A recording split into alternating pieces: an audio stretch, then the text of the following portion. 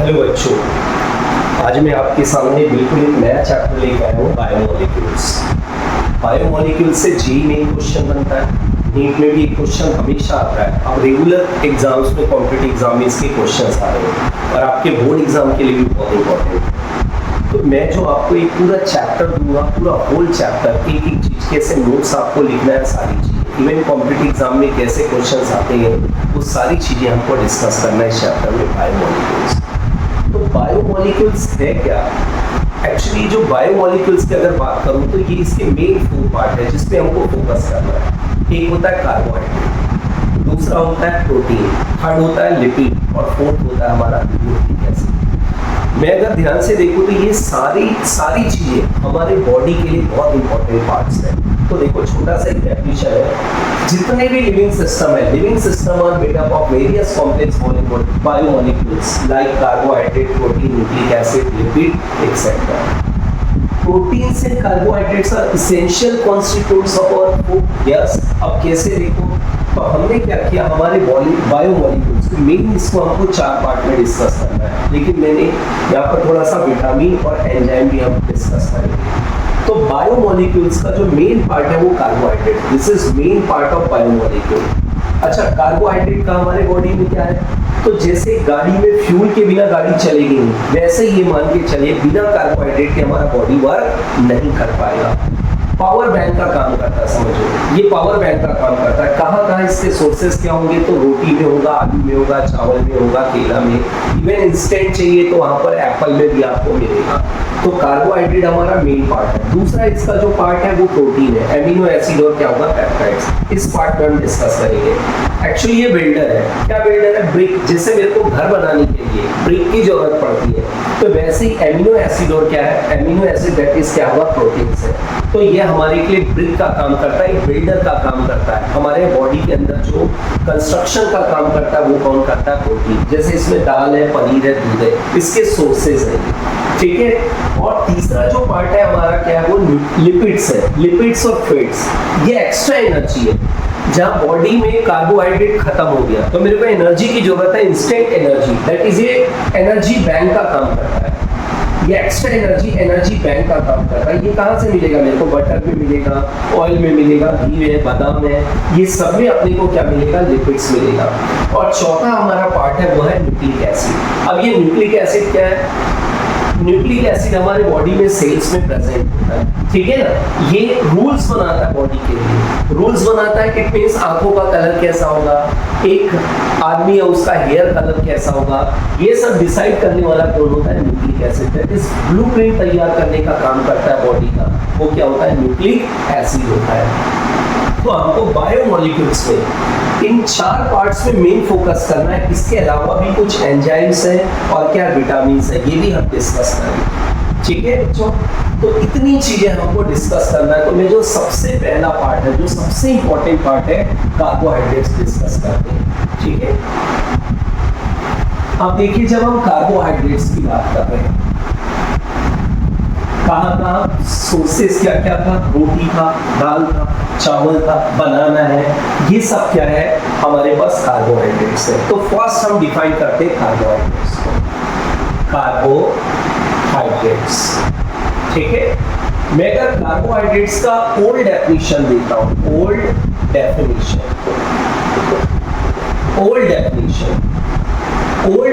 के अकॉर्डिंग चले तो क्या होगा,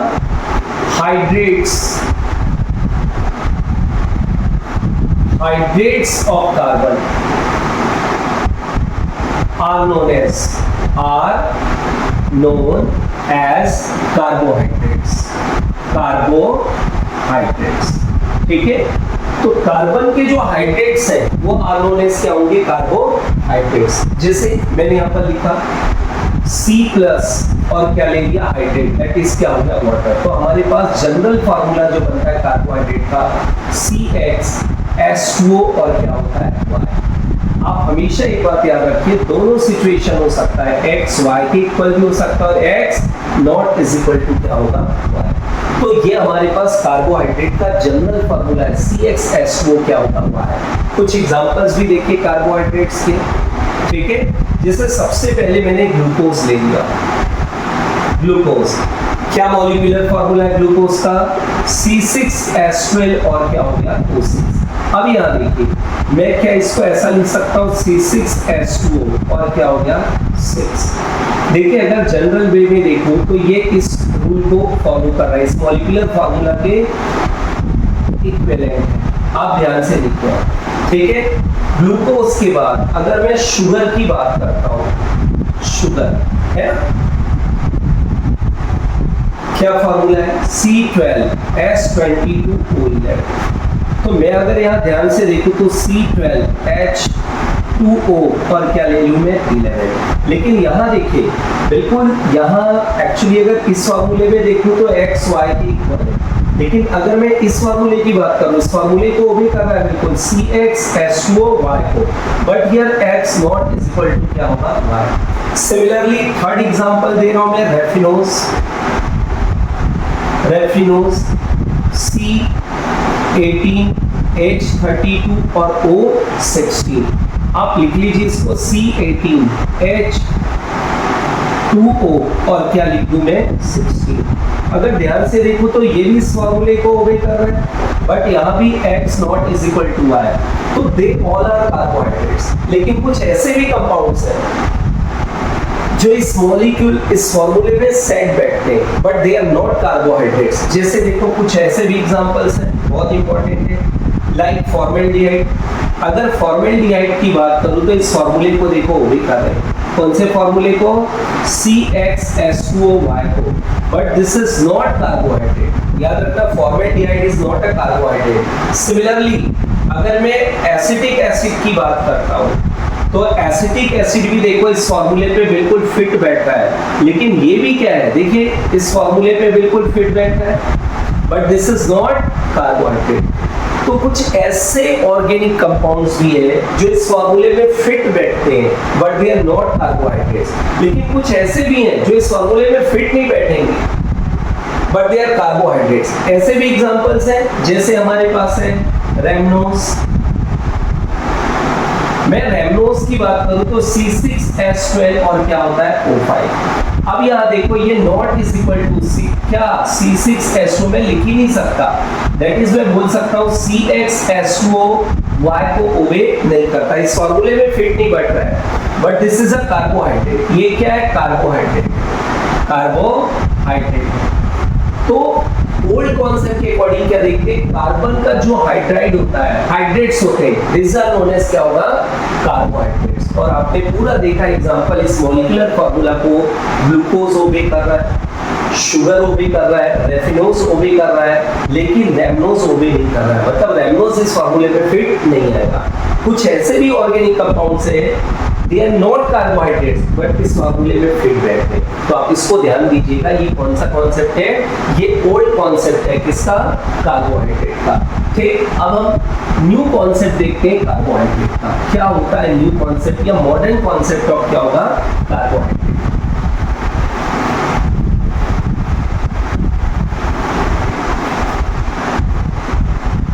न्यू और मॉडर्न डेफिनेशन। मैं न्यू और मॉडर्न के अकॉर्डिंग चलूं तो जनरली इसमें हम लोग पूरी केमिकल रिएक्शन इसी पे बेस्ड होते हैं। तो क्या होते हैं? ऑप्टिकली एक्टिव पॉलीहाइड्रोक्सी एल्डिहाइड और पॉलीहाइड्रोक्सी कीटोन और the compound which produce such units on hydrolysis are called carbohydrates. क्या बोला मैंने? ऑप्टिकली एक्टिव पॉलीहाइड्रोक्सी एल्डिहाइड और कीटोन्स, पॉलीहाइड्रोक्सी एल्डिहाइड्स और कीटोन्स और the compounds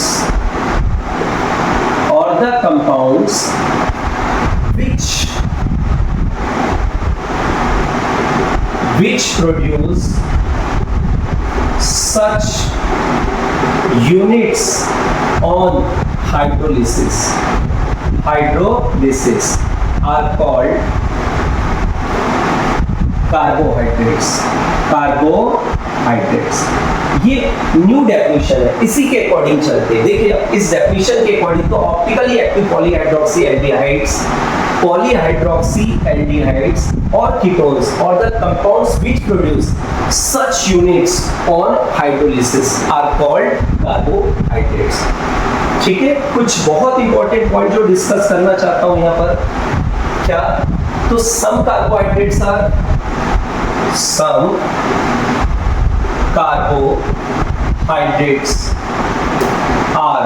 sweet in taste are called sugar. क्या कहलाता है वो? शुगर कहलाता है. तो ऐसे कार्बोहाइड्रेट जो sweet in taste are called क्या होगा? शुगर. और मैं ये भी बोल सकता हूं the most common sugar used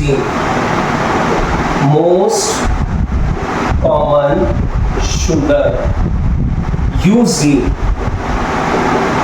home, हमारे घरों में जो यूज होता है वो क्या होता है? सुक्रोज. ठीक है. और एक बात जो बहुत इंपॉर्टेंट है, क्या शुगर प्रेजेंट इन मिल्क में कौन सा शुगर होता है? मिल्क में जो शुगर होता है वो क्या होता है? लैक्टोज होता है. तो some carbohydrates are sweet in taste are called sugar. Most common sugar used in our home वो क्या होता है? सुक्रोज होता है. और sugar present in milk is called क्या होगा? लैक्टोज. एक और last point, carbohydrates are also known as क्या? सैकेराइड्स. क्यों इनको सैकेराइड्स क्यों बोलते हैं? एक्चुअली ये ग्रीक वर्ड से ऑब्टेन हुआ है. ग्रीक वर्ड सैक्रोन्स मीन्स होता है क्या? शुगर. और इसलिए इनको हम लोग क्या बोलते हैं? सैक्रोन के नाम से भी जानते हैं. तो हमेशा एक बात याद रखना, अगर मैं न्यू कॉन्सेप्ट के अकॉर्डिंग या मॉडर्न कॉन्सेप्ट के अकॉर्डिंग चलूं तो ऑप्टिकली एक्टिव पॉलीहाइड्रोक्सी एल्डिहाइड्स और कीटोन्स और the compounds which produce such units on hydrolysis are called carbohydrates. Some carbohydrates are sweet in taste are called sugar. और क्या बोला मैंने? Most common sugar used in house sucrose होता है.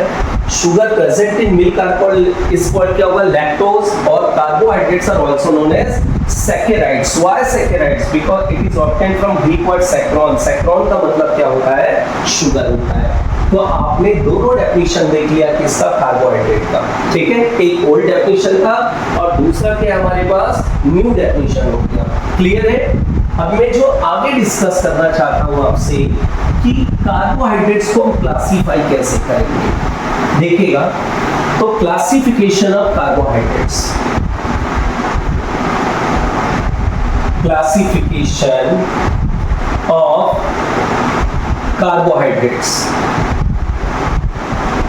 Carbohydrates. ठीक है, कितने तरीके से कार्बोहाइड्रेट को हम क्लासिफाई कर सकते हैं. सबसे पहले फर्स्ट जो होता है on the basis of hydrolysis.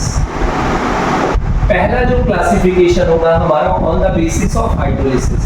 Second होगा on the basis of functional group. Third होगा on the basis of number of carbon atoms. ये इजी होता है पढ़ने में. चौथा बता रहा हूं on the basis of solubility and test के बेसिस पे भी हम इसको क्या कर सकते हैं? डिवाइड. और फिफ्थ है on the basis of nature of chemical reaction. तो हम जो कार्बोहाइड्रेट को 5 तरीके से क्लासिफाई कर सकते हैं. On the basis of hydrolysis, on the basis of functional group, on the basis of number of carbon atoms, और क्या on the basis of solubility and क्या हो गया? Taste. And on the basis of nature of क्या होगा? Chemical reaction. इस तरीके से हम कार्बोहाइड्रेट को डिटेल डिस्कस कर सकते हैं. तो मेरे ख्याल से बच्चों इस क्लास में जो मैंने एक इनिशियल नॉलेज दिया कार्बोहाइड्रेट का आप सभी को क्लियर हो गया. Okay, thank you. पिछले लेक्चर में हमने देखा था कि कार्बोहाइड्रेट्स को कैसे डिफाइन किया, हमने एक ओल्ड कॉन्सेप्ट डिस्कस किया था और दूसरा एक न्यू कॉन्सेप्ट डिस्कस किया था। अब आज के लेक्चर में हम डिस्कस करेंगे क्लासिफिकेशन ऑफ कार्बोहाइड्रेट्स। और मैंने जब ये बायोमोलिक्यूल से स्टार्ट किया था तो मैंने बोला था कि जो बायोमोलिक्यूल्स इसका मेन 4 पार्ट है। एक carbohydrate that is fuel of our body, ठीक, जैसे गाड़ी में पेट्रोल की जरूरत पड़ती है चलाने के लिए, वैसे ही बॉडी को चलाने के लिए, हमको वर्क करने के लिए कार्बोहाइड्रेट की जरूरत पड़ती है। दूसरा मैंने बोला प्रोटीन, तीसरा लिपिड एसिड और लिपिड, और चौथा था क्या था, न्यूक्लिक एसिड, ठीक है। तो आप देखो जो क्लासिफिकेशन ऑफ कार्बोहाइड्रेट्स, मैंने 5 तरीके बताए थे कार्बोहाइड्रेट को क्लासिफाई करने के। पहला तरीका था on the basis of hydrolysis, second था on the basis of function, third हमारा जो था on the basis of number of carbon atoms, fourth था on the basis of solubility and test, और फिफ्थ हमारा था on the basis of nature of chemical reaction. तो सबसे पहले डिवाइड कर रहा हूं मैं ऑन द बेसिस ऑफ क्या होगा, हाइड्रोलिसिस क्लासिफिकेशन। इसमें सबसे पहले हम लोग जो पढ़ते हैं फर्स्ट जो है वो है, अगर मैं हाइड्रोलिसिस के बेसिस पे देखूं तो हम कार्बोहाइड्रेट को 3 पार्ट में डिवाइड करते हैं। फर्स्ट होता है मोनोसैकेराइड, दूसरा होता है ओलिगोसैकेराइड, और थर्ड होता है हमारे पास क्या, हमारे पास थर्ड होता है पॉलीसैकेराइड्स। आपको ये भी याद होगा पिछली क्लास में मैंने डिस्कस किया था, carbohydrates are also known as saccharides. Why they are known as saccharides? It is obtain from Greek word saccharon, और सैक्रोन का मतलब होता है शुगर। क्लियर हो गया? तो अब यहाँ देखिएगा, सबसे पहले हम अगर मोनोसैकेराइड्स की बात करते हैं, मोनोसैकेराइड्स। अब ये मोनोसैकेराइड्स क्या होते हैं? तो मैं ये बोल सकता carbohydrates that can not B, यहां पर बोल सकते हैं carbohydrates that can not B hydrolysed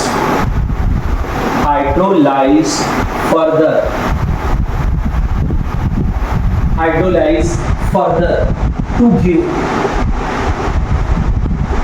simpler units of polyhydroxy aldehydes और क्या होगा, ketones are known as monosaccharides, ठीक है। ऐसे जितने भी कार्बोहाइड्रेट्स है जिसको अगर मैं can not be hydrolysed further to give simpler units of polyhydroxy aldehydes और ketone are known as monosaccharides.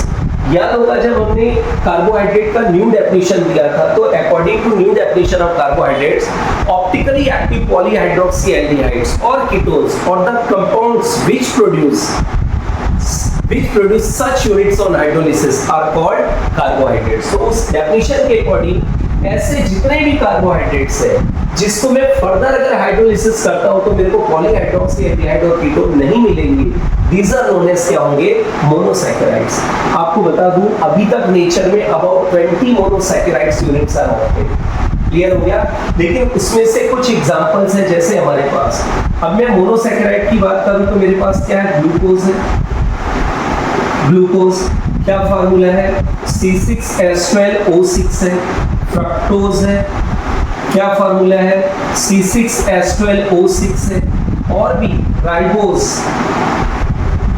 अगर राइबोज की बात करूं तो C5H12 और क्या होता है, O5 होता है। ये देखिए, तो ये हमारे पास कुछ मोनोसैकेराइड्स हैं, ग्लूकोज है, फ्रक्टोज है, और मैंने क्या ले लिया, एक राइबोज भी ले लिया। क्लियर हो गया ये? तो यहाँ पर हमने देख लिया monosaccharide on the basis of क्या हो गया, हाइड्रोलिसिस में। पहला हो गया मोनोसैकेराइड्स। इसका सेकेंड टाइप देखते हैं हम लोग, क्या मोनोसैकेराइड्स के बाद आता है सेकेंड जो आता है वो ओलिगोसैकेराइड है। ओलिगोसैकेराइड्स, पता है, अगर मैं ओलिगोसैकेराइड्स की बात करूं तो मैं यहां पर बोल सकता हूं कार्बोहाइड्रेट्स दैट इज, देखिएगा, ध्यान दीजिएगा, ओलिगोसैकेराइड्स, तो carbohydrates that is 2 to 10 monosaccharides units, monosaccharides unit, monosaccharide unit are known as oligosaccharides, oligosaccharides, ठीक है, जिसको मैं हाइड्रोलिसिस करता हूं, carbohydrate that is to obtain monosaccharides units on hydrolysis, लिख लीजिएगा, on hydrolysis are called oligosaccharides. Clear हो गया? 2 से 10 यूनिट्स दे हाइड्रोलिसिस पर मोनोसैकेराइड के, तो दीज आर नोन एज क्या होंगे? Monosaccharides, that is oligosaccharide.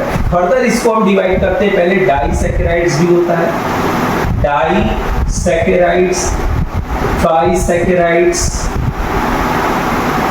And so on, क्या? टेट्रासैकेराइड्स, ठीक है।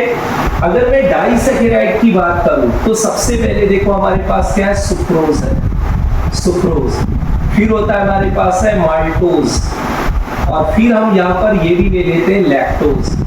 देखो अगर मैं सुक्रोज की बात करता हूं ना, तो जब इसका हाइड्रोलिसिस करूंगा तो एक मॉलिक्यूल ग्लूकोज देगा प्लस एक मॉलिक्यूल क्या देगा? फ्रक्टोज देगा। पता अगर मोल्टोज का हाइड्रोलिसिस करें तो 2 मॉलिक्यूल्स हमेशा 2 मॉलिक्यूल्स ऑफ ग्लूकोज बनेगा, ग्लूकोज प्लस क्या बनेगा? ग्लूकोज। अच्छा लैक्टोज की बात करूं तो लैक्टोज हमको ग्लूकोज प्लस गैलेक्टोज देगा, क्लियर हो गया? तो देखिएगा अगर मैं डाइसैकेराइड्स की बात कर रहा हूं तो डाइसैकेराइड में मेरे पास सुक्रोज है, शुगर, H2O, ग्लूकोज प्लस क्या देगा? फ्रक्टोज देगा। माल्टोज का अगर मैं हाइड्रोलिसिस करता हूं तो ग्लूकोज प्लस ग्लूकोज मतलब 2 मॉलिक्यूल्स ऑफ ग्लूकोज देगा, और अगर लैक्टोज का हाइड्रोलिसिस करते तो ग्लूकोज प्लस क्या करेगा? गैलेक्टोज देगा। वैसे ही ट्राइसैकेराइड भी मैं आपसे डिस्कस करना चाह रहा हूं। ट्राइसैकेराइड में देखिएगा रेफिनोज, मैं अगर रेफिनोज की बात करता हूं तो इसका जो जनरल फार्मूला है C18H32 और O क्या होता है? 16। आप 2 मोल ऑफ वाटर ले लीजिए। अब जब 2 मोल ऑफ वाटर लेंगे तो ग्लूकोज भी देगा ये, फ्रक्टोज भी देगा ये, और ये गैलेक्टोज भी देगा, गैलेक्टोज। तो देखिए जो ट्राइसैकेराइड है ये 4 यूनिट्स ऑफ मोनोसैकेराइड देगा। ट्राइसैकेराइड का अगर मैं हाइड्रोलिसिस करता हूं तो मोनोसैकेराइड के कितने यूनिट्स दे रहे हैं? 4 यूनिट्स। तो अगर एक ओलिगोसैकेराइड 2 यूनिट्स मोनोसैकेराइड दे रहा है तो वो डाइसैकेराइड कहलाएगा। अगर 3 यूनिट मोनोसैकेराइड दे रहा है तो वो ट्राइसैकेराइड रहेगा, और अगर 4 यूनिट्स दे रहा है हाइड्रोलिसिस पे किसके? मोनोसैकेराइड्स के, तो दिस इज कॉल्ड क्या होगा? टेट्रासैकेराइड्स। तो पहला मेरे सेकंड क्लासिफिकेशन भी क्लियर हो गया, जो ओलिगोसैकेराइड्स। हमने पहले मोनोसैकेराइड देखा था, फिर क्या देख लिया? ओलिगोसैकेराइड्स। अब आते हैं polysaccharides, third.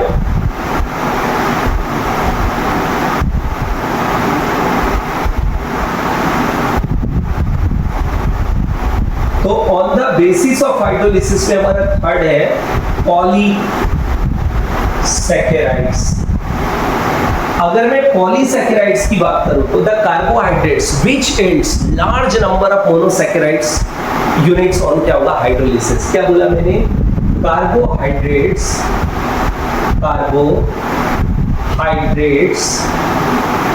which aids large number of monosaccharide units on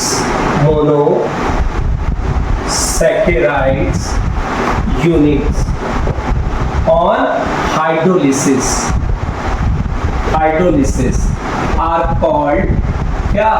polysaccharides।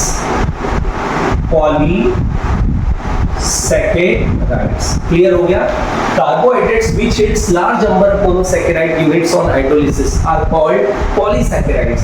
अगर हम इसके एग्जांपल की बात करते हैं तो जैसे मेरे पास है सबसे पहले स्टार्च है, स्टार्च है। दूसरा हम सेल्यूलोज ले सकते हैं, सेल्यूलोज। थर्ड हमारे पास देखें तो ग्लाइकोजन है, और मैं और भी ले सकता हूं, यहां पर क्या ले लिया, गम्स, जो गम्स है एक्सेट्रा। तो दे ऑल आर क्या होंगे, पॉलीसैकेराइड्स। पॉलीसैकेराइड की खास बात है, क्या बोल रहा है, अगर मैं इसका हाइड्रोलिसिस करता हूं तो लार्जर नंबर ऑफ, मतलब 10 से ज्यादा मोनोसैकेराइड्स यूनिट देगा इसका एक यूनिट, इसलिए इनको हमने क्या नाम दिया, पॉलीसैकेराइड्स। तो बच्चों पहला क्लासिफिकेशन मेरे ख्याल से क्लियर हो गया। On the basis of hydrolysis हमने क्या किया, कार्बोहाइड्रेट को 3 पार्ट में डिवाइड किया। मोनोसैकेराइड, मोनोसैकेराइड क्या होते हैं, जिनका फर्दर हाइड्रोलिसिस करता हूं तो क्या करते हैं, पॉलीहाइड्रोक्सी एल्डिहाइड और कीटोन नहीं देते। ओलिगोसैकेराइड, जिनका अगर मैं हाइड्रोलिसिस करता हूं तो 2 से 10 मोनोसैकेराइड्स यूनिट देते हैं। अगर 2 यूनिट देते हैं तो डाइसैकेराइड, 3 यूनिट दे रहे हैं तो ट्राइसैकेराइड, 4 यूनिट देगा तो टेट्रासैकेराइड्स एंड सो ऑन।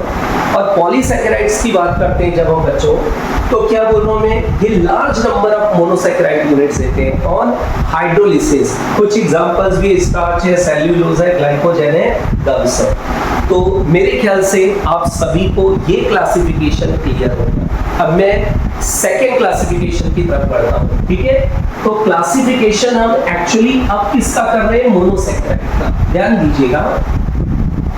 किसका क्लासिफिकेशन, क्लासिफिकेशन हम किसका कर रहे हैं, मोनोसैकेराइड का, मोनोसैकेराइड्स, ठीक है। हम यहाँ पर क्या करेंगे, जो मोनोसैकेराइड्स है on the basis of functional group, ये सेकेंड क्लासिफिकेशन है मेरा, किसके बेसिस पे, on the basis of functional group, functional group, ठीक है। अगर हम, ये हमारा सेकेंड क्लासिफिकेशन हुआ ऑन द बेसिस ऑफ क्या हो गया, फंक्शनल ग्रुप, ठीक है। तो अगर फंक्शनल ग्रुप के बेसिस पे देखो तो हम जो मोनोसैकेराइड्स को 2 पार्ट में डिवाइड करते हैं। क्या क्या 2 पार्ट होता है,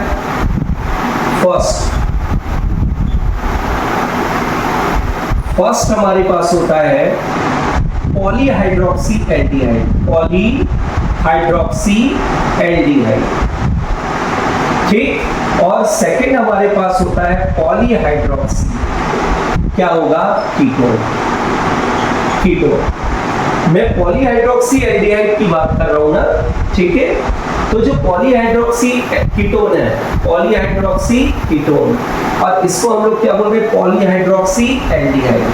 पता है इसमें जो फंक्शनल ग्रुप होता है, एल्डिहाइड ग्रुप होता है, aldehyde group as a functional group, और इसलिए इनको हम लोग बोलते हैं एल्डोज।